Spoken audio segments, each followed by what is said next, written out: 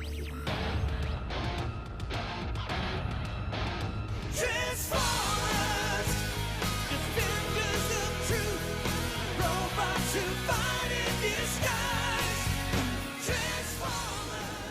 guys, thanks for tuning in to the future of my reviews. Coming to you now in 4K Ultra High Definition. And on today's episode, we're going to be taking a look at the new Transformers Robots in Disguise Warrior Class Quillfire. For the package, you got a really cool image of Quillfire on the back card, as well as an open clamshell that fully showcases the figure within.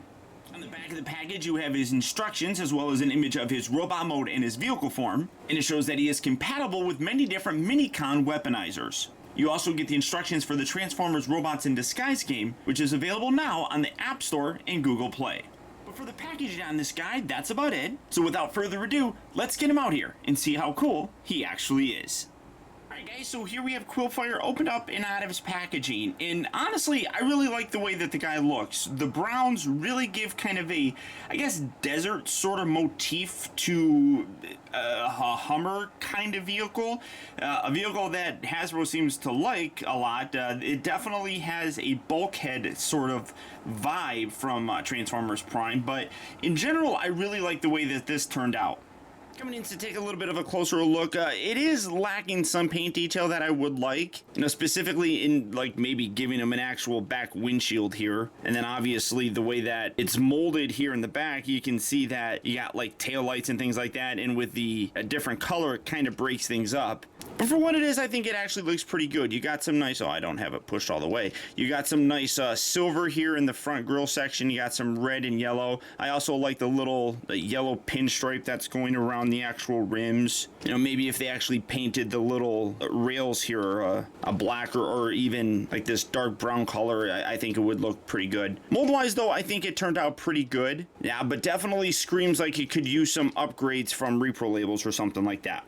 For his weapon storage, he actually comes with two weapons. One's kind of like all the way up in there. You can't really get to it, but he also does have storage for his gun, and I like how he's got the little quills on there as well. That's kind of neat looking. But you got two little holes here on the underside here that you can put in if you're right-handed or left-handed. I guess it doesn't really matter what side you put it in, but you can get it in very easily, and then it can actually, because of those little quills, can actually get pulled out fairly easily.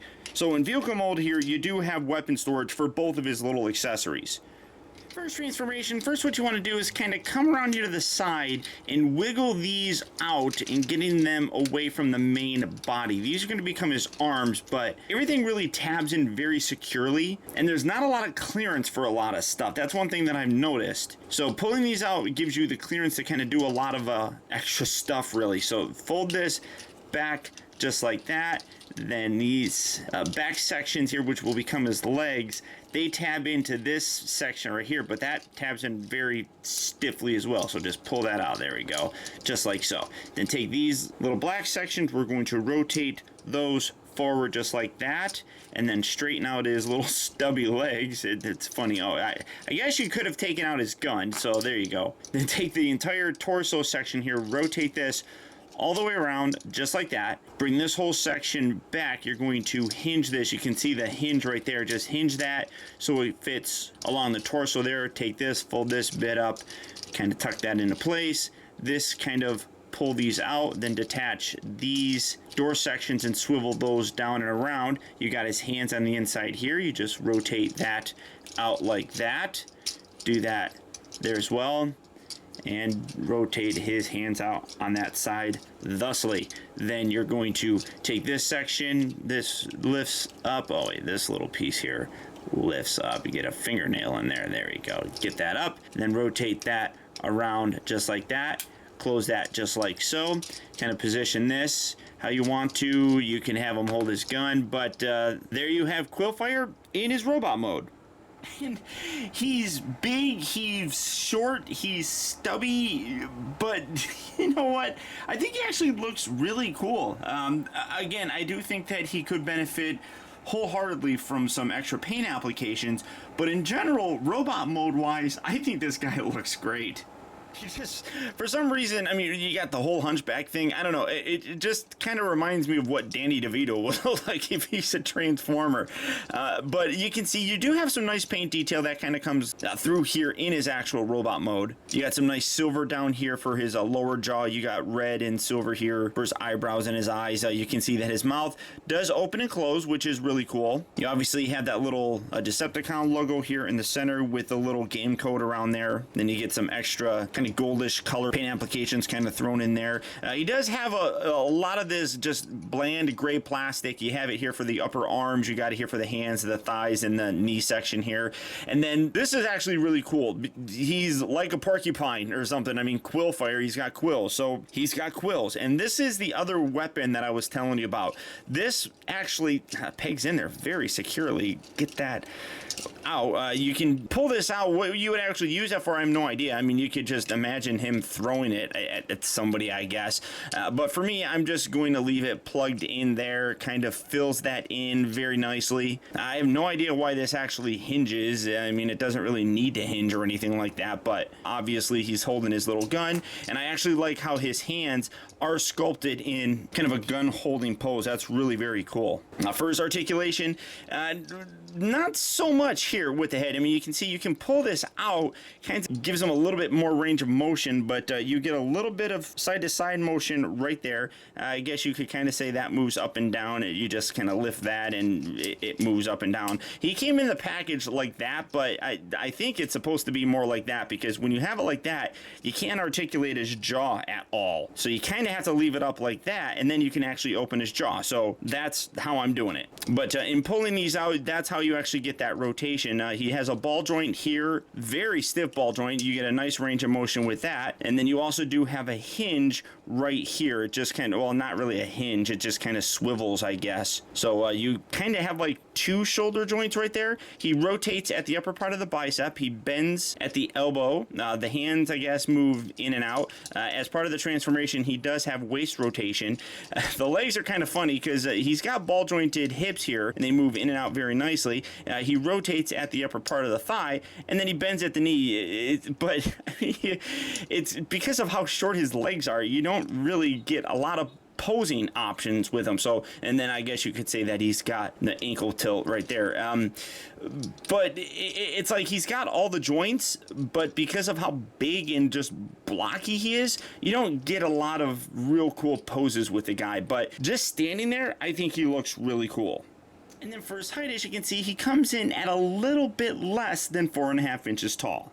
Now for his transformation back, first you want to lift this up and then tuck his head around and then close that back down. Come down to the hands, you can tuck those into his little forearm slots right there, and then take this entire section and you swivel this back, and then you got this big giant tab right here that's going to slot into that little groove section. So just push that in just like so. Do that on this side as well. Bring that up, lock that in like that. Kind of get these out of the way, and then you want to detach this.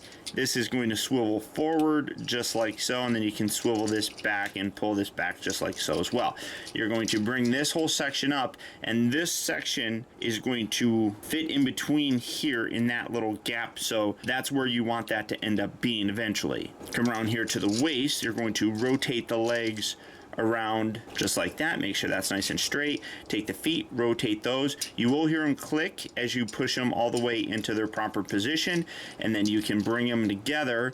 And it's a bit of a mushroom tab right there. It kind of locks in when you put it there, but sometimes it detaches, so just be careful. And then you collapse the legs kind of in on each other like that. Easiest way that I found to do this next part is take this back section, line this up. You got the little slots here with these tabs. Put that right in right now. That way it's kind of holding everything together that you're going to want to do later on. So just squeeze that in, and that's basically going to line up where everything needs to be. Bring this section forward, and you got little nubs on the inside here and then up there. That comes in, and then you got little hole sections right where the hinge for that roof bit is. So just bring that in and then push that down and kind of, there we go, line that in.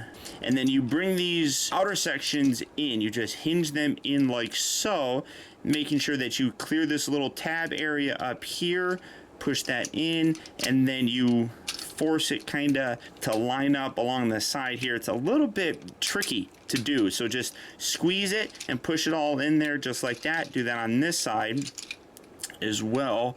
Get that lined up, squeeze that in, and there you have him back in his vehicle mode.